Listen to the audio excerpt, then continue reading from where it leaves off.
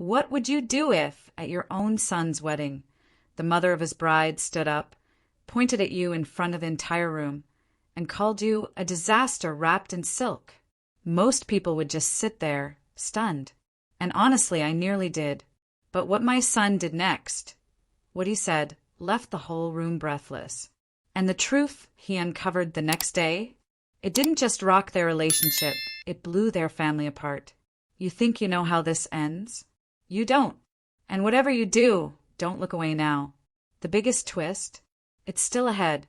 I used to dream about my son's wedding when he was just a little boy, running barefoot through our backyard in muddy socks and superhero pajamas. I imagined his big day so many times, flowers, laughter, the look on his face when he first saw the woman he loved walking down the aisle. You know, the fairy tale stuff. But let me tell you something. After all the parenting books I'd read, all the wedding Pinterest boards I'd browsed, all the tear-jerking vows I'd imagined in my head, nothing prepared me for the show that became my son Ryan's wedding. It started, I kid you not, with an actual crash. Boom! Right in the middle of the church. I was in the foyer, checking my reflection for the 50th time, nervously smoothing down the navy blue gown I'd obsessed over for weeks, when a loud thud echoed from the sanctuary. My heart jumped so hard I nearly dropped my clutch. The flowers? The cake? Had someone unplugged the sound system? My mind went into panic mode. I peeked in, just in time to see sweet little Lily, the flower girl, sitting smack dab in the middle of the aisle. Her flower basket had exploded. Petals tossed like confetti everywhere. And Lily? That little rascal was beaming, like she meant to fall, just for the drama of it. Her mom came rushing in, her heels clicking like gunshots, while Lily gave her a thumbs up from the floor, like she was center stage on Broadway. I let out a snort. I tried to hide behind my hand. What's a wedding without a little chaos, right? But the real show hadn't even started yet. Next came the ring bearer, my nephew Mason. Oh, Mason. That boy had practiced every single day for this.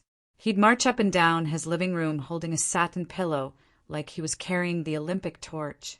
But on the big day, Mason took one look at the crowd and bolted. Just vanished under the pews like a wild ferret. Pillow, rings, everything. Gone. We had to send 3 ushers and a trail of lollipops to lure him out. When he finally emerged, his hair looked like a tornado had spun through it, and his bow tie was halfway around his head. But he was smiling like he'd just won the lottery. And I thought, well, at least he's having a good time. Then, as if all that wasn't enough entertainment, in walks my ex-husband, Tom. Now, Tom and I have been divorced for over 10 years, and we've done our best to keep things cordial for Ryan's sake. Tom's the kind of guy who can fix a car engine blindfolded, but can't remember his own birthday. So, of course, he showed up without a tie. Said he wanted to look relaxed. Sure, Tom. Good thing I carry a spare. Yep, right in my purse. A navy blue silk one. I handed it to him with a smirk. He rolled his eyes and mumbled, "You never stop being the prepared one, huh?" I just smiled. Some things don't change. Despite all the chaos, my heart was full. My son, my sweet boy who used to crawl into my bed during thunderstorms, was about to marry a woman he adored. I'd watched him grow from a shy, lanky kid into this strong, kind man who held doors open and cried during Pixar movies. And Madison? She seemed like a good match. She was charming, bright, made Ryan laugh in that way only people who really get each other do. She'd even call me sometimes just to chat. I'd started to think of her as the daughter I never had. But if I'm being honest, there was always a tiny, persistent whisper in the back of my mind. A whisper shaped like her mother, Beverly. Beverly had a reputation. Oh, everyone smiled to her face, but behind her back, people whispered. She was the type of woman who gave compliments that somehow felt like insults. At the rehearsal dinner, she came up to me while I was getting a scoop of mashed potatoes and said, "You know, some people just aren't meant for formal occasions." I wasn't sure if she meant me or the mashed potatoes. I laughed anyway. What else can you do? Still, I tried.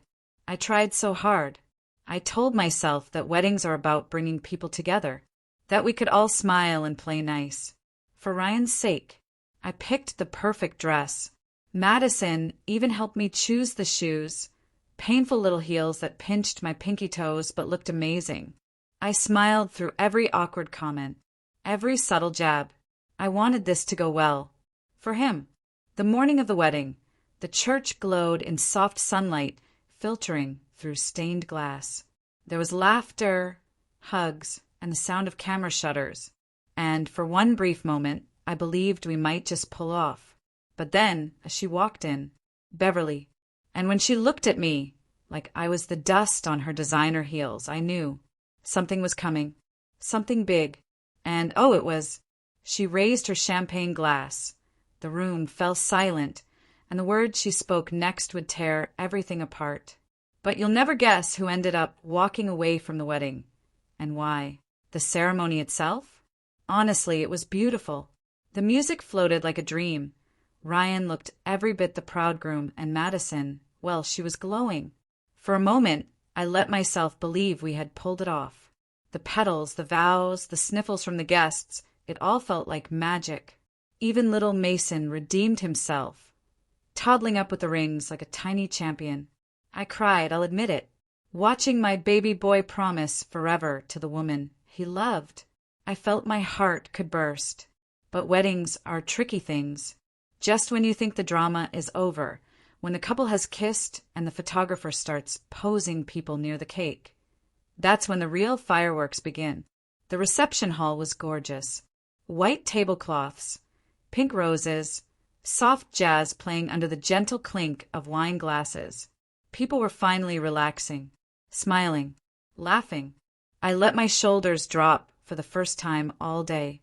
My sister passed me a mimosa and whispered, "We did it."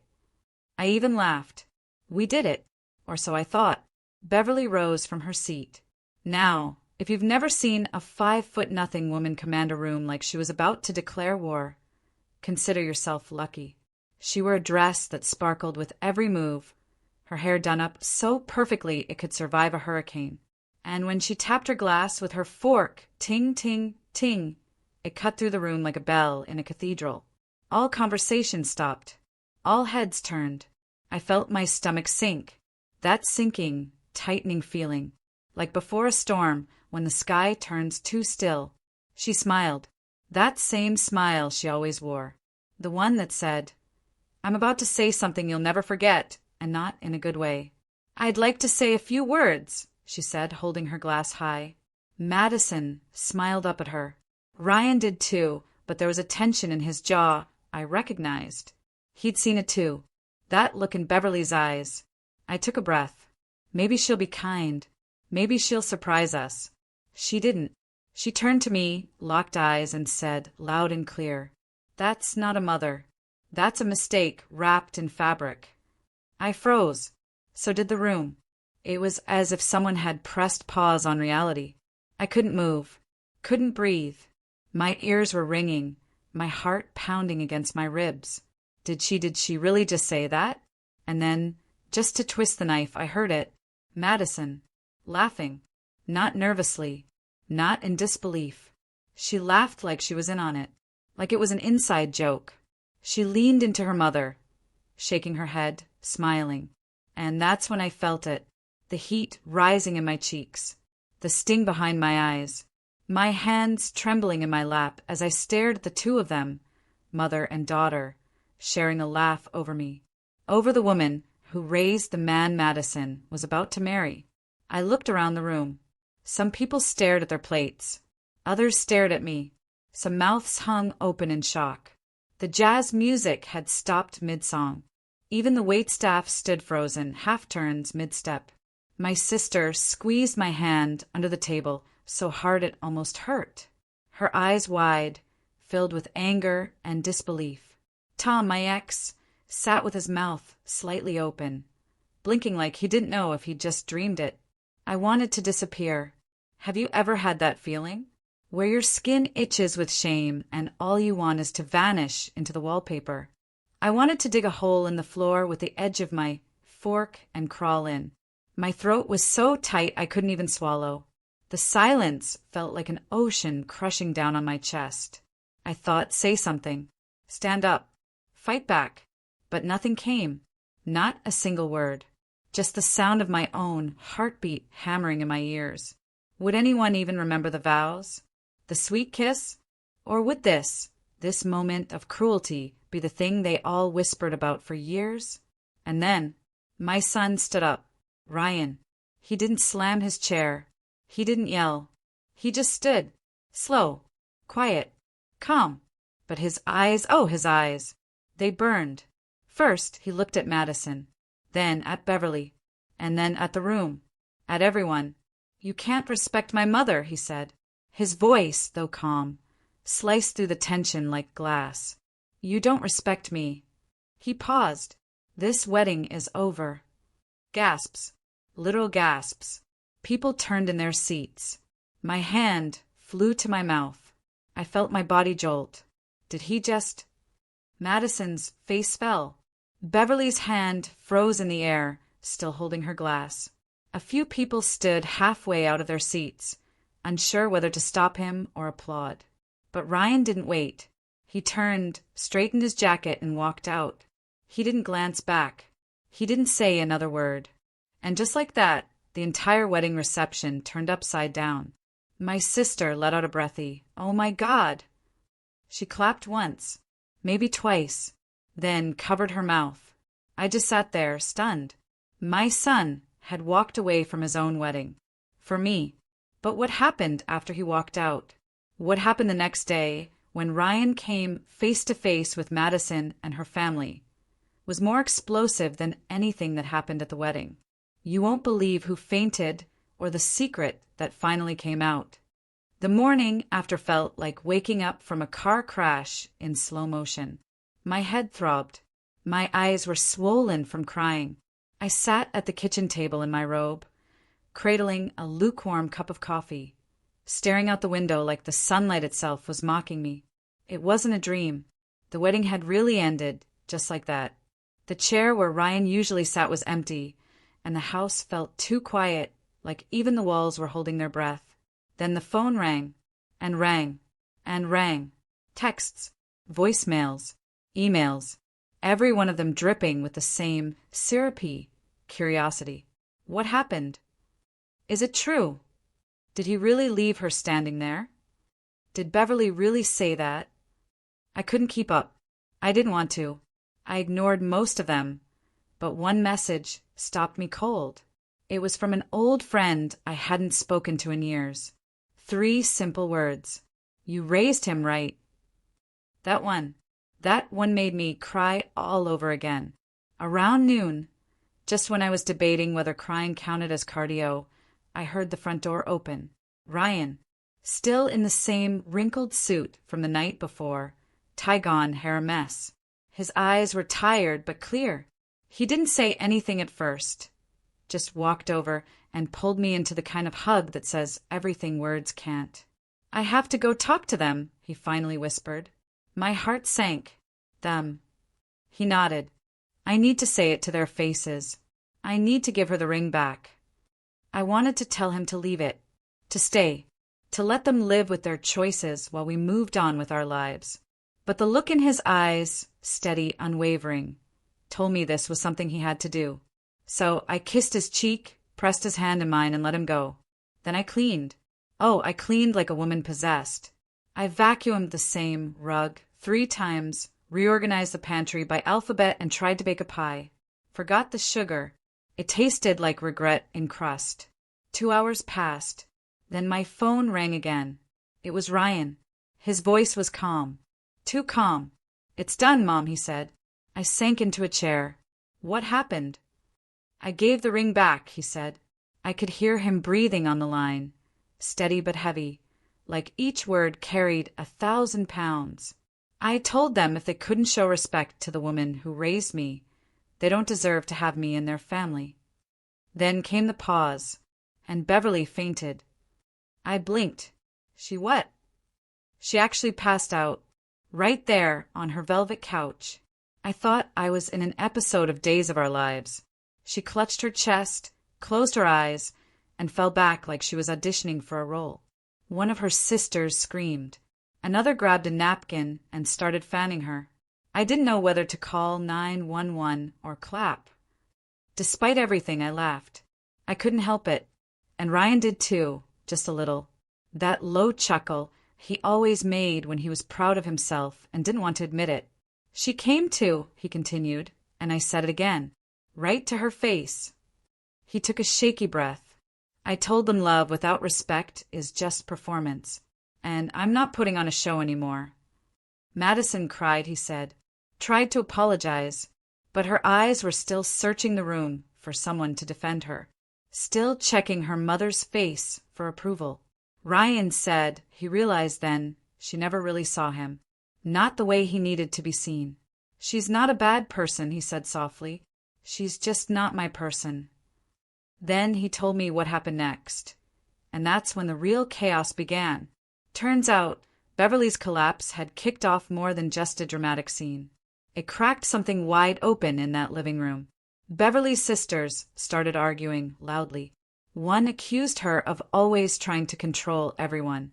Another burst out, "You embarrassed us all at that wedding." Someone mentioned Thanksgiving 2018, and suddenly it was like a courtroom drama.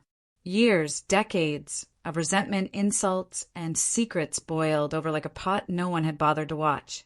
Even Madison's father finally stood up, looked around the room, and said, "I'm tired of walking on eggshells."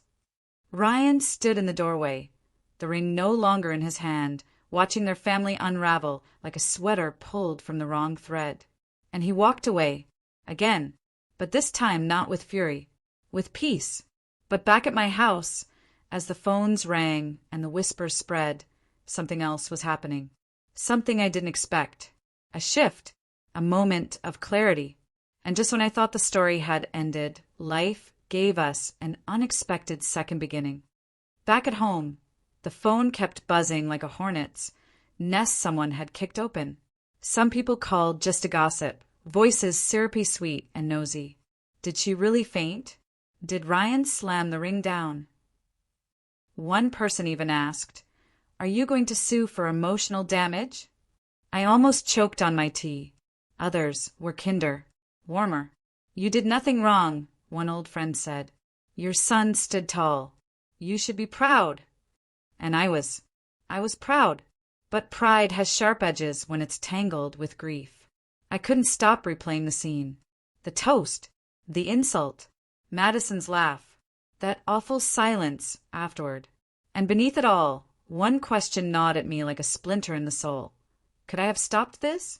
Could I have done anything differently? But every time the self-doubt crept in, I'd remember Ryan's voice. The steel in it, the clarity. "If you can't respect my mother, you can't have me."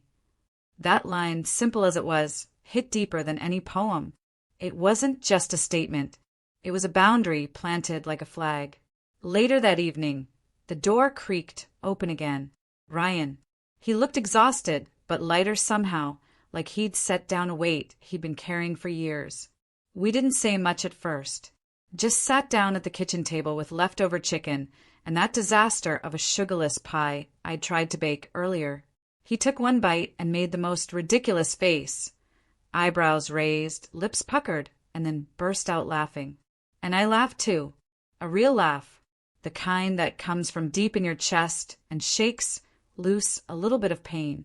We sat there, mother and son, passing mashed potatoes and cracking jokes like the world hadn't just flipped on its head. We didn't need to rehash every detail.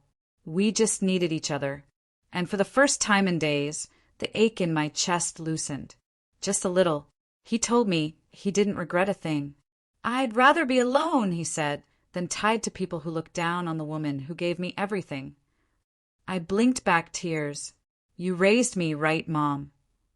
Sometimes a single sentence is enough to stitch together 100 broken pieces. That one did it. As for Beverly and her clan, word spread fast. Small towns don't keep secrets well. By the end of the week, I'd heard that Thanksgiving had turned into a battleground. Some relatives refused to show up. One of Beverly's sisters, skipped Christmas entirely. Turns out, when you pull back the curtain on a picture-perfect family, the cracks don't just show. They shatter. But I didn't feel smug. I didn't feel victorious. I felt sad. Because I knew Madison had loved Ryan in her own way. But love without respect is like a house built on sand. Beautiful, maybe, but doomed to collapse. We were the scandal now. People looked at me differently at the grocery store. Some gave sympathetic smiles. Others leaned in a little too eagerly to say, "I heard what happened." But I didn't flinch, because underneath the wreckage of that day, something beautiful had been born. Ryan had shown the world the man he truly was. Not just someone's son, not just a groom, but a person who knew what mattered, and who he would not let be disrespected. But the story wasn't over. In the middle of healing, laughter, and quiet dinners, life had one more surprise in store. One that came with wildflowers, muddy jeans, and a laugh that could light up a room. Weeks passed. The phone eventually stopped ringing. The whispers faded. The stories stopped trending, at least in the local gossip circuit. People moved on to fresher drama. Someone's failed backyard renovation, a neighbor's unexpected third engagement. You know how it goes. Our house, though, it got quieter. Not sad, just still. There were no more wedding plans, no more dress fittings or seating charts or bickering over cake flavors. And while a part of me missed the excitement, I realized how exhausted I'd been trying to keep everything perfect. In the silence, something gentle began to take root. Ryan started working more, picked up extra shifts, threw himself into projects. I caught him out in the backyard once, hammering together a garden bed like it owed him money. He started running again, too. He wasn't talking about Madison anymore, and I didn't push. Some wounds needed time, and he was giving himself just that. And me? I started doing something I hadn't done in a long time. I lived. Not just as Ryan's mom or someone's ex-wife, but as me. I read actual books with bookmarks, not just scrolling wedding blogs. I took long walks, let the wind mess up my hair, drank tea on the porch just because. And slowly, the ache in my chest stopped feeling like a bruise. Then, one sunny Saturday, Ryan came home with a grin I hadn't seen since before the wedding. He was holding a bouquet of wildflowers, messy, colorful, probably hand-picked. I looked at the flowers, then at him. He didn't say hello. He just stood in the doorway and said, "I met someone." My heart skipped. My throat caught. I played it cool. "Oh, her name's Brooke," he said, eyes shining. "She works at the animal shelter. We met at that community chili fundraiser, the one with the bad sound system and the overcooked beans." I nodded, already smiling. She spilled chili on my shoes. Then I spilled cornbread on her clipboard. And we laughed about it. Like real laughter, the kind that makes your stomach hurt. There was something different in the way he said her name. Lighter. No tension. No shadow of trying to impress anyone. She doesn't care about appearances. She's just real, Mom. I swallowed the lump rising in my throat. Not sadness. Just hope, raw and unexpected. He brought her over the next week. She arrived in jeans with muddy paw prints on them, a tray of cookies in hand, and hair pulled back in a messy braid. Our dog leapt on her within 5 seconds, and she just laughed. A loud, real, glorious laugh. I liked her instantly. We sat outside, sipping lemonade on the back porch, while she told me about her rescue dogs, her love of bad detective novels, and her deep fear of spiders. I told her about my failed sugarless pie, and she howled. She didn't look around the house, judging paint colors. She didn't ask about my shoes or my hair. She listened, really listened. And when she looked at Ryan, it was with warmth, with ease, with admiration, not for his job or his tie, but for him. Sunday dinners became a thing again. She helped him plant tomatoes. She convinced me to try yoga, which I regretted halfway through Downward Dog. She brought puzzles and board games, and once showed up with a basket of oranges just because. She fit, not because she tried, but because she never pretended. Even my sister approved, and she still gives suspicious side-eye to anyone who drinks oat milk. Brooke didn't flinch at our family's quirks. She welcomed them. When Ryan burned the Thanksgiving turkey, she made grilled cheese sandwiches with cranberry sauce and declared it a new tradition. And we loved it. One night, the three of us were sitting on the porch, watching the sun go down, colors melting into each other like a watercolor painting. When Ryan turned to me, "I'm glad it all happened the way it did." I looked at him, quiet. "Really?" I asked. He nodded, eyes soft. "It was awful, but I wouldn't take it back. Not a second of it." I squeezed his hand. "Me neither," I whispered. Sometimes the best beginnings come from the hardest endings. But even as joy returned and our family found its rhythm again, word from the other side began to trickle in. Secrets exposed, relationships strained, and a woman who once controlled the room with a single glare, now facing a house full of silence and splintered trust. What happened to them? Well, you're not ready for this part. We were healing. Our laughter was real again, the kind that echoed through the kitchen and bounced off walls that once held tension like insulation. We were living, breathing, moving forward. But across town, on the side of the story we walked away from, the air was different. Beverly's home, once the place of polished silverware and rigid smiles, had turned into something colder. Still, uncertain. Word travels fast, but rumors travel faster. Apparently, after Ryan gave the ring back, after Beverly fainted like an opera star mid-finale, things in their family started to unravel. Not loudly, not dramatically, but slowly in a way that sticks.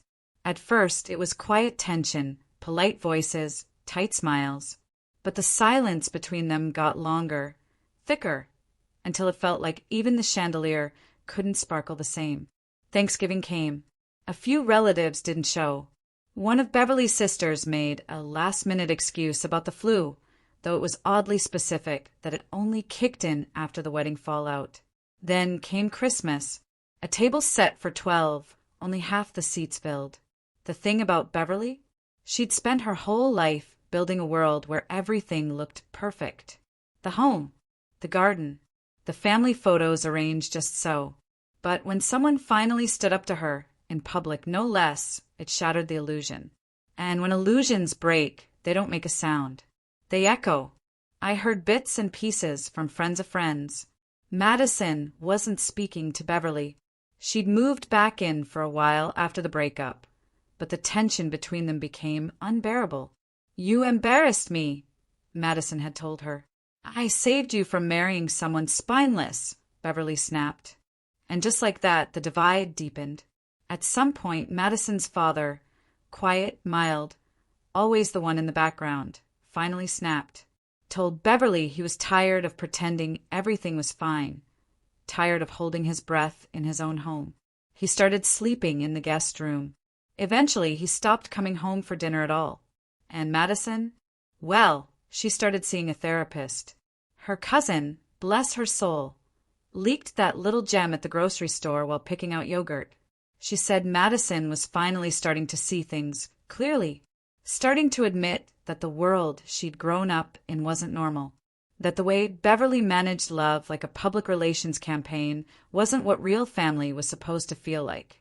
There was even talk, though whispered like gossip on holy ground, that Beverly's sisters were considering confronting her, not out of revenge, out of exhaustion, years of biting tongues, of changing outfits to avoid criticism, of leaving gatherings in tears without saying why it had all built up.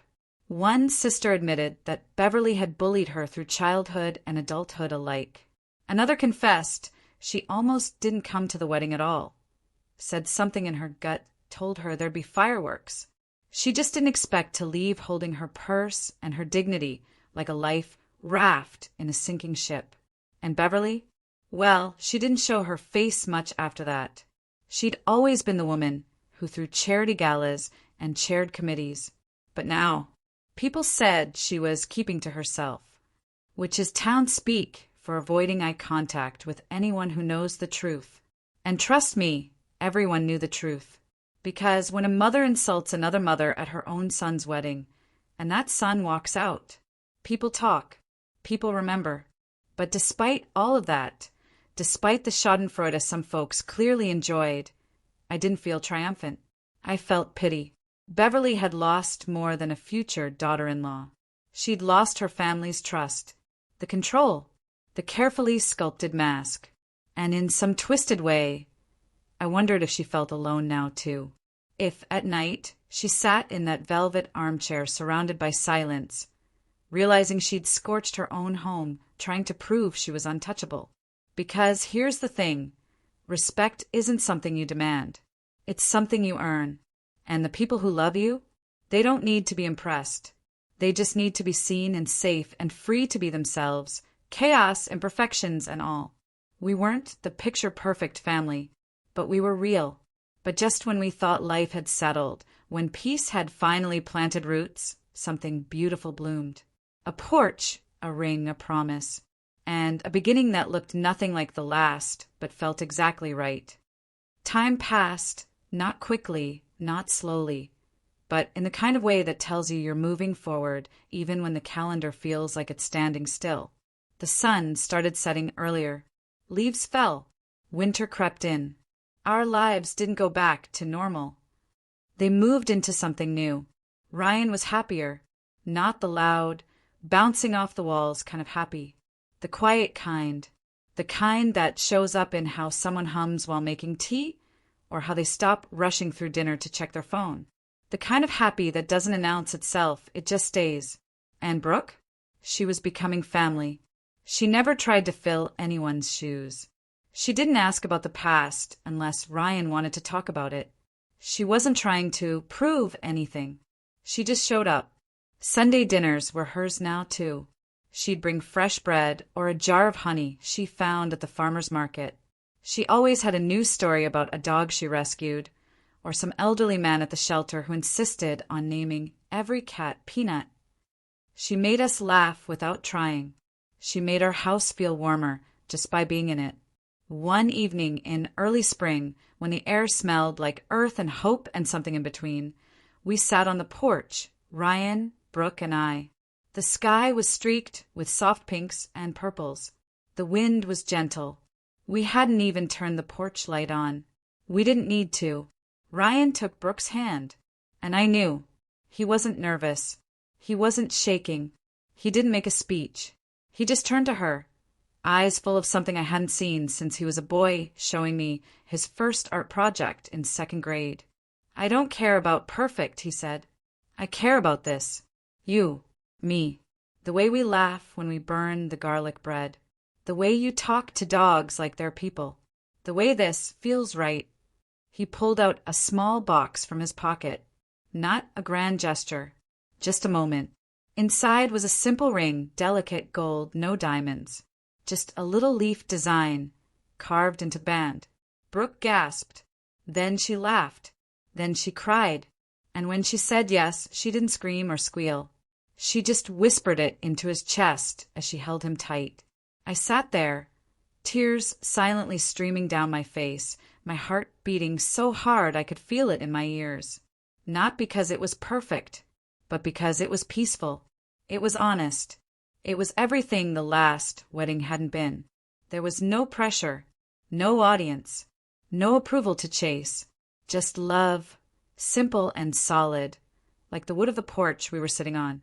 They didn't announce it to the whole town right away. There was no elaborate engagement shoot or customized champagne flutes. Just a slow unfolding. A few close friends. A dinner with family. A quiet understanding that this time it would be different. This time there would be boundaries. This time the guest list would be intentional. The ceremony would be small.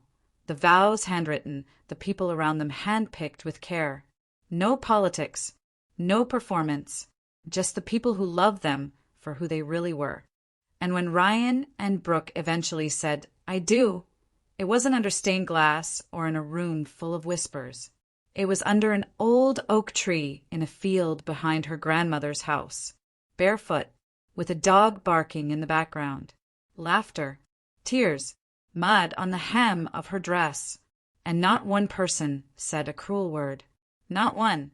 After they kissed, after the cheers and the clinking of mason jars, filled with lemonade and sweet tea. Ryan found me. He wrapped his arms around me and whispered, "This is what it was supposed to feel like, Mom."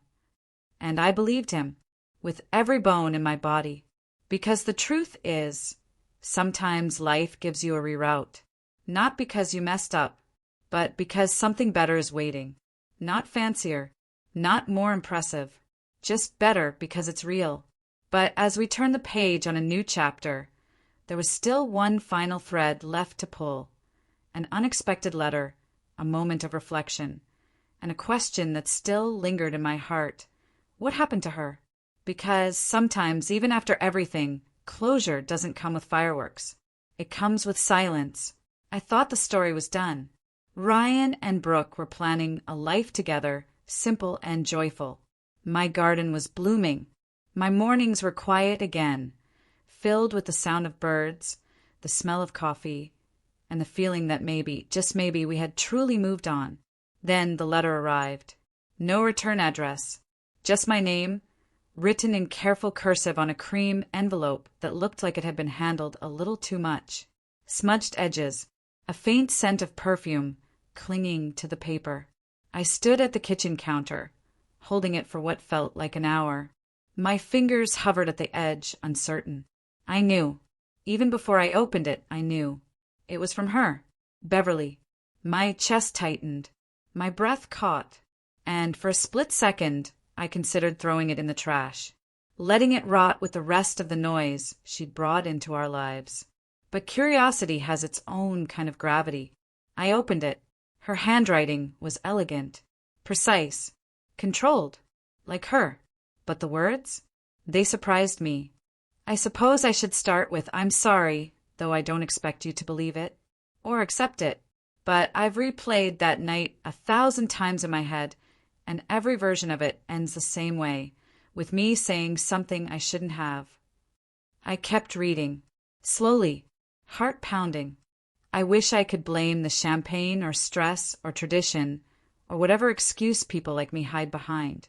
But the truth is I said it because I meant it in the moment, and that's the ugliest part. I didn't see you. I saw someone who didn't fit into the image I had of that day, and I lashed out. I've been doing that my whole life. Madison won't return my calls. My sisters barely speak to me now. The last holiday was quiet. And Ryan, well, I don't think I'll ever earn the right to say his name without shame again. I paused there, my hand shaking slightly. I could feel the anger flaring up again, threatening to crack through the calm I'd worked so hard to rebuild. But then the next part, you didn't deserve what I said. Not then. Not ever. And the more I sit with it, the more I realize it wasn't about you at all. It was about me. About the reflection I saw when you walked in, proud and kind and comfortable in your own skin.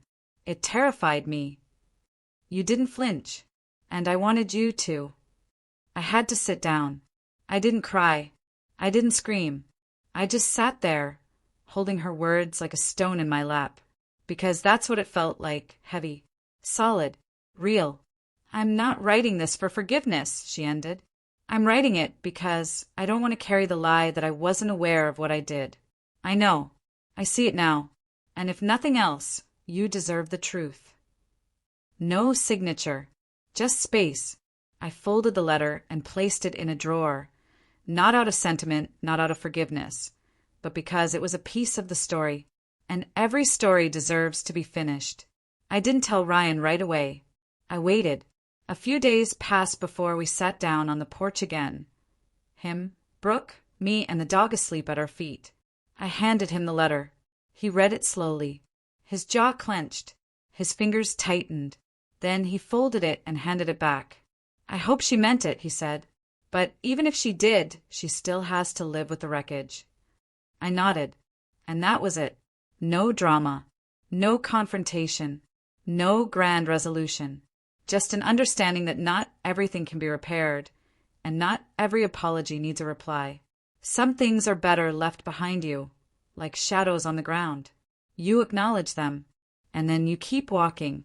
But before we close this chapter, there's one last piece you need to hear because life, in its strange and beautiful timing, had one final lesson to teach me.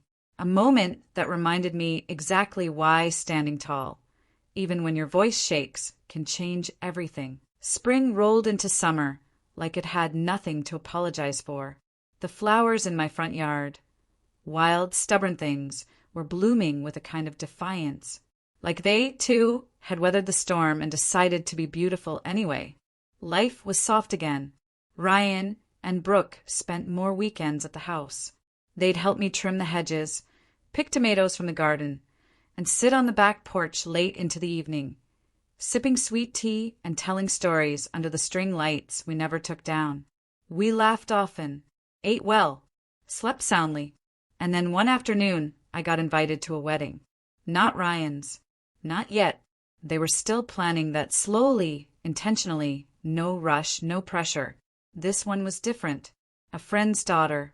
Someone who had been at Ryan's almost wedding. She sent the invitation with a sweet note. Your strength that day reminded me what weddings should really be about. I hope you'll come. It took me a full day to decide. I stood in front of the mirror for a long time before I left the house. The dress I chose wasn't flashy, wasn't new, but it made me feel strong, rooted. I arrived early, took my seat, smiled politely, and waited. The ceremony began. Music swelled. The bride appeared. People gasped in that soft, sacred way they do when love walks into the room. And then, just as the couple stood to say their vows, a hush fell over the crowd. I glanced across the aisle and saw her, Beverly, sitting in the back row, wearing a muted blue dress, her once perfectly coiffed hair now gently curled and soft at the edges. No diamonds, no entourage, just her, alone. Her eyes met mine, and for the first time ever, they didn't narrow. They didn't roll. They didn't flinch. They softened. She gave me a small, solemn nod. No wave, no smile, but something passed between us, quiet, heavy, and strange. Not forgiveness, not friendship, just closure. She didn't come speak to me, and I didn't go to her. We didn't need to, because some wounds heal not by reopening them, but by leaving them be, by outgrowing the pain, not reliving it. After the ceremony, I wandered outside. The garden where the reception would be held smelled like lilacs and lemon. I stood near the fountain, letting the sun warm my shoulders, when a young woman approached me. "You're Ryan's mom, right?" she asked. I turned, surprised. "Yes." She smiled. I was there that day, at the wedding. Well, the almost wedding. I waited. She looked down for a moment, then back up at me. "I just wanted to say thank you. I didn't know it at the time, but I was in a relationship where I was constantly making myself small. Watching your son stand up like that, it stayed with me. A few weeks later, I left. I didn't even realize how much I needed to. I blinked. The words took a second to land. Then she squeezed my hand and said, "You raised him, right?" My throat tightened. I managed to nod, and when she walked away, I let the tears come. Not the broken kind. The kind that comes when something deep in you is finally seen. So now we come to the end, but not the kind where curtains close or lights dim. No, the end of the story is something else entirely. A final reflection, a quiet truth, and a reminder that sometimes the story that broke you open is the very one that sets you free. The story that set us free. It's funny, isn't it? How we think stories are supposed to end in one big, beautiful moment, music swelling, applause, some cinematic shot of happily ever after. But the real stories, the ones that shape us, they don't end like that. They settle, like dust after a storm. And you look around, blinking in the soft light of survival, and realize you're still standing. The story of Ryan's almost wedding, the chaos, the heartbreak, the humiliation, the walkout heard around the world. It isn't just something we survived. It's something that changed us. It pulled everything into the light. It stripped away the need to perform, to please, to fit. And when the noise finally faded, what was left was real. A son who chose respect over tradition. A mother who finally stopped apologizing for being herself. A family imperfect, scarred, a little weird, but rooted in love that doesn't waver when the music stops. And I know, deep in my bones, that we were meant to go through it. Because without that moment, without that shattered toast, that brutal insult, that silence thick with shame, Ryan might have married into a world that would have slowly chipped away at him. At us. He might have spent years trying to fit into a mold he was never meant for. He might have kept shrinking. Instead, he grew. And so did I. I stopped chasing approval. I stopped dressing for other people's comfort. I stopped answering every question with a smile just because it was easier than explaining myself. I started saying no. I started saying yes to what felt like peace. And that's what this story gave us. Not a perfect ending, but a better beginning. Ryan and Brooke are building a life where no one is afraid to speak up. Where love isn't something you earn, but something you give freely. Where family means safe and not silent. And me? I'm exactly where I need to be. I still walk past the drawer where Beverly's letter lives. I haven't touched it since. I don't need to. That chapter wrote itself. And it ended not with revenge, but with release. Some days, I catch myself smiling for no reason. Watching the garden bloom. Watching Brooke laugh in the kitchen. Watching Ryan walk into a room like he's finally not carrying the weight of someone else's expectations on his back. We've learned to laugh louder, cry honestly, let go faster. And every time someone tells me, "You must be so proud of him," I smile and say, "I always was. He just finally saw it for himself." So if you've made it to the end of this story, here's what I want you to take with you. You are not a mistake in a dress. You are not someone's punchline, or someone's project, or someone's background character in a life you never chose.